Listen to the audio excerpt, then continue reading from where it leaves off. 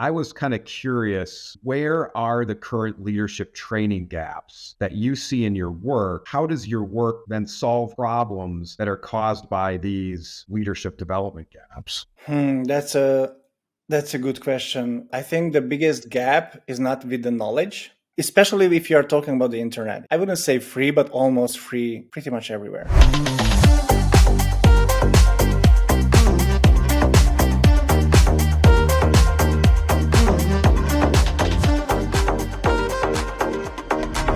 Hello and welcome to the Fractional Executive Podcast. I am your host, Ryan Kauth. The Fractional Executive Podcast is for established founders and family enterprise owners whose businesses are in the $500,000 to $10 million revenue range and are currently stuck on a plateau of no growth.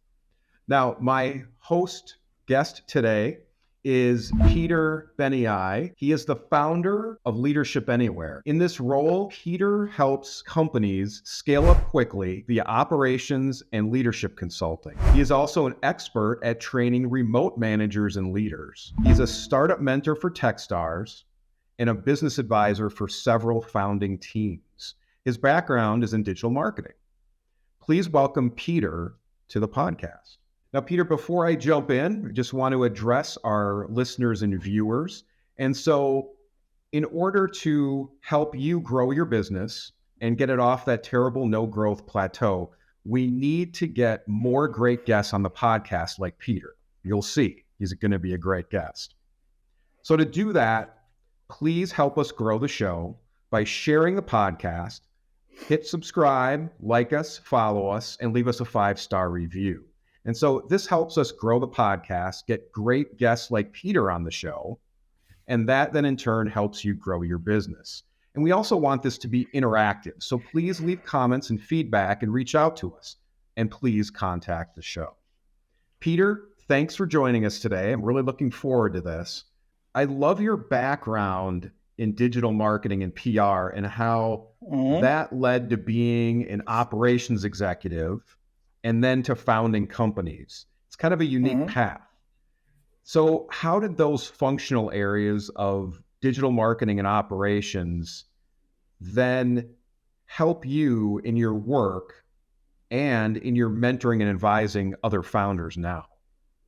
Sure. Again, thanks for being here and thanks for inviting me here. Really appreciate the opportunity. It all comes down to the founders and where they come from, right? As your target audience is around 500,000 to 10 million, it's usually what I call is a scale up business as well.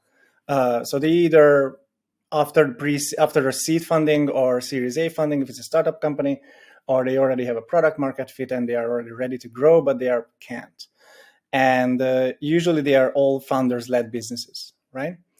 And where do we have these founders? Usually they are from two main areas. One area is I wouldn't say like the dropout college kid, but kind of like the young ones, right? So who are starting some kind of business. They are amazing with the building a product. They're amazing with building something unique and tangible, but they are struggling to actually install growth-ready operations or like the classic business side. And that's what get them stuck in the growth. The other one, and that's my background, are those people who are coming from the enterprise background. Because originally I was working for advertising companies working with Fortune 500 brands. So I worked with a lot of enterprise clients. That was in office like 10 years ago, dating back there, usually in London and Europe. And from there, I started working with startup companies. And what I saw is that most of the founders who are coming from enterprise, they always trying to build a mini enterprise with their company, right? So they start with they have like 30 people, let's say. This is just an example. But within the 30 people, they immediately have like 5 different departments. They have an HR department for 30 people. They have with 2 people. They have a product department for like 5 people, and so on and so on. I can continue all and all and all. What they want is obviously build out a big enterprise unit, but they are starting with a micro enterprise with their startup company. Now, obviously, that is a faulty design. They cannot grow with that because obviously you need a horizontal and really adaptable structure, really adaptable operations. So that's how my background, my personal background, came into the picture when I actually started to working with kind of founders. Peter, I'm glad you talked about your own background and how that approach doesn't help you grow your business. So can we just stay there for a minute? Because I'd really like to know, what did you have to learn in going from that CMO or COO, those functional roles, to being a strategic and visionary CEO? Let me, if you work with me, usually I'm the destroyer of the ship, right? So what I'm doing usually is that, yes, you don't need to do that. You don't need to do that either. Instead of that, please do something else, which is more like we always start with a vision, obviously. That's like the most important part.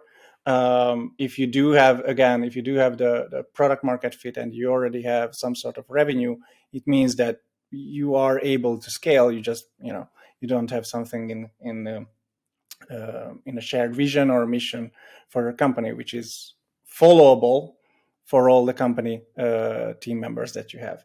So we always start from there.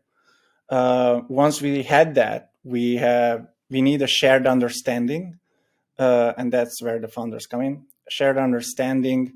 What in developer space we say it's a shared space. The same thing that everyone is working on. From an operational perspective, it's a company hub. Everyone understands that because it was the intranet before, or the internal hub before, right? Internal communications. That's the second part. And the third part is actually some sort of like a strategic vision, which means, get the gears going. You have the mission, you have the shared state where you share everything that you do. You're already documenting things, you already know how to work together.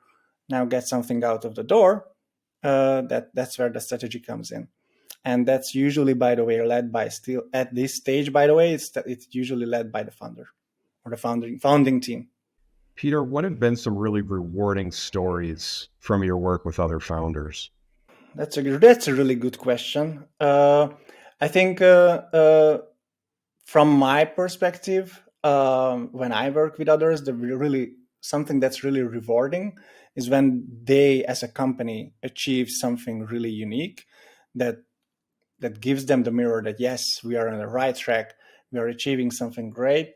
That's usually some sort of like a funding, because again, I work with a lot of startup companies, so it's usually a Series A funding, or sometimes if they are still early, sometimes a Series A funding, and that leads. I mean, that's a really blood and sweat journey to get there. I assisted a company, for example, once to a Series A funding. We changed marketing departments 3 times within a year. So again, so many changes, so many blood and sweat, but at the end, they were achieved a Series A funding, even in a winter market. That was a crypto company. Peter, I mean, the rewarding stories that you helped other founders achieve is part of the reason why I started this podcast. And again, I typically am talking to established founders and family enterprise owners, but in order for them to get off that no growth plateau that every business gets on at some point throughout their life cycle, again, that's why this podcast exists. And so for listeners and viewers, right now, again, I just want to remind you to help us grow the podcast, and that will help you grow your business. And to do that, we need great guests to come on this show like Peter. So I would, again, ask you to leave us a 5-star review. Make sure to subscribe, like, and follow. And again, interact with us so that you can put some comments below or give us some feedback, contact the show. We'd love to interact with you and keep growing the show that way. Please share the podcast. So Peter, let's get back to it. What is different about working with remote managers that requires maybe a new way to develop them into leaders? That's a great question. It's really hard to achieve clarity and achieve like a shared vision, shared understanding within your team if you don't have the office, right? If you have the office, it's kind of like organic. It happens almost naturally. You can quickly grab people together in a meeting room or just ask them at the sacred water cooler conversation. I don't know what that means, by the way. No one actually talks around the water cooler. Uh, but in a remote environment, you have to be, as a leader, you have to be intentional. And intention is really huge. So you need to be intentionally design processes. You need to be intentionally design operations.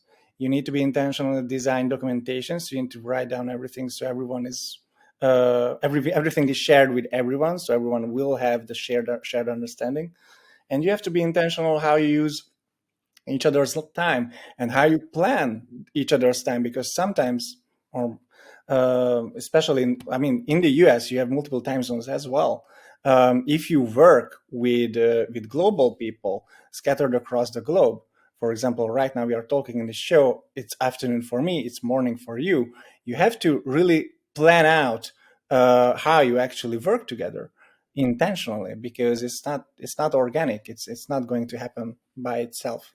And one other advice that I would love to get across to the listeners is just to make sure that you plan out things in a very simple manner.